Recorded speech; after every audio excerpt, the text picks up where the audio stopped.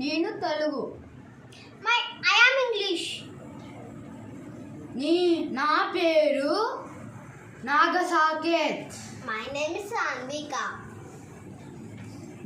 నేను 5వ తరగతి చదువుతున్నాను.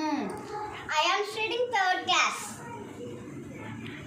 మా నాన్న పేరు Ramakrishna.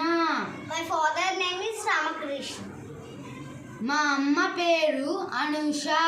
My mother name is Anusha. నాకు ఇష్టమైన రంగు పేరు ఎరుపు రంగు.